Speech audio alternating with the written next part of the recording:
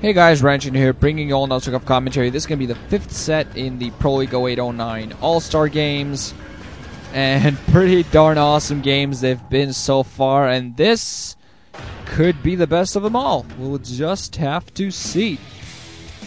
5th set, Challenge Team versus Passion Team. And Challenge Team is 3-1 ahead after Boxers win over Yellow. If you haven't seen that, sorry, I just spoiled it for you. What the heck are you doing watching this first anyway? Watching it the correct order. Yes. As you see before you, we have Fantasy playing for the Challenge Team against Stork playing for the Passion Team. You'll notice that a lot of the players in the Challenge Team are Telecom T1 players, simply because it goes to show how heavily stacked that entire team is and that their coach Kingdom really has a lot of faith in those guys.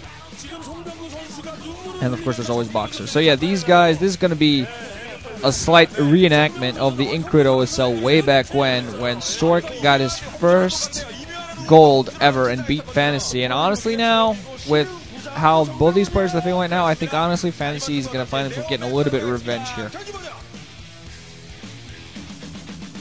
Let's get that countdown going, peeps. Boom, boom, boom, boom. 4, 3, 2, 1, go. It's gonna be a Neo Medusa.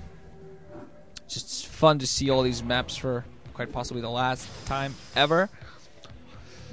So let's see, calls position at the 2 o'clock position. We're going to have the green Terran Fantasy. Terran Fantasy actually looks a little bit nervous, like he's actually playing a real serious game of StarCraft.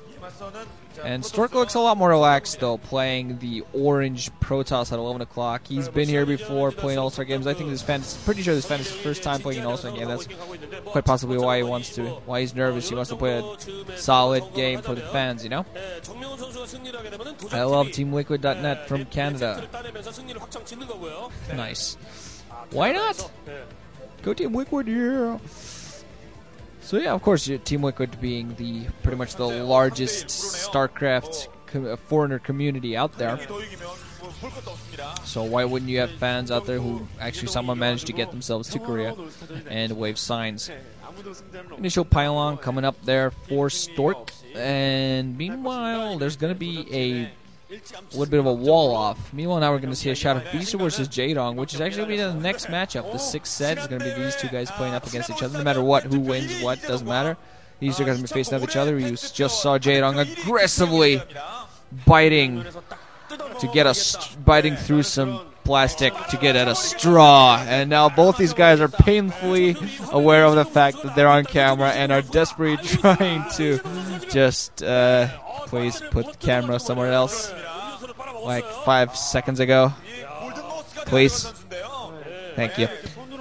Wolof gonna come in there from Fantasy as he puts down his Rex ones at Supply Depot to building Wolof. So he's just gonna wall off and stay inside of one base. Might be going for some sort of weird ass one base strategy.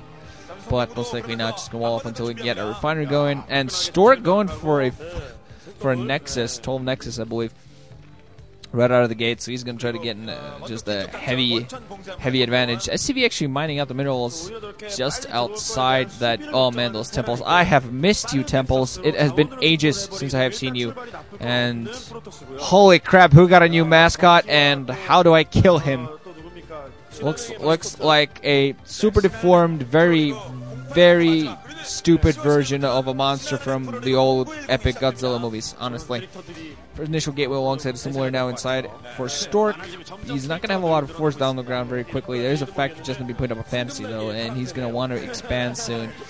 Because Stork's going to have an economic advantage if this keeps on going like this. Only one SCV now mining gas, so he's just going to get their initial factory, and now going to get himself ready to put down that factory into expansion. So he's going to be able to catch up pretty quickly, I believe, as long as he manages to put on some pressure. Some notes going to be put down as well. SCV is just going to stand there to not allow optimum gateway placement. Oh yeah. Doesn't matter because, as you see, Stork perfectly counters by putting his gateway somewhere else where the ISI was not. So let's see. For initial Marines is going to put him some scouting, possibly trying to think out thinking of taking out that probe. No more being built there. Stork meanwhile getting his base, and unfortunately getting all of his probes behind his mineral line, as sometimes happens exactly when you don't want it to. Or Stork just not paying attention. Let's see. Fan is actually going to put down a base. Yeah, just wants to keep that wall in, apparently. Wants to keep that solid wall in as a natural, so he's actually going to take a mineral only. Apparently feeling safer just getting his one single gas. Going to stay that way for a little. So yeah, he's just going to take his mineral only. Possibly use it as part of supplies, as a partial surprise, because probably not what Stork is expecting as a counter. So let's see, initial factory, no machine shop, nothing, just single factory sitting there, just getting a vulture apparently. So he's going to start up again, initial vulture, possibly try and put in some harassment, then most likely going to add in something. Let's see the probe, land the barracks. Hopefully he will land at the racks, so the probe didn't manage to get through.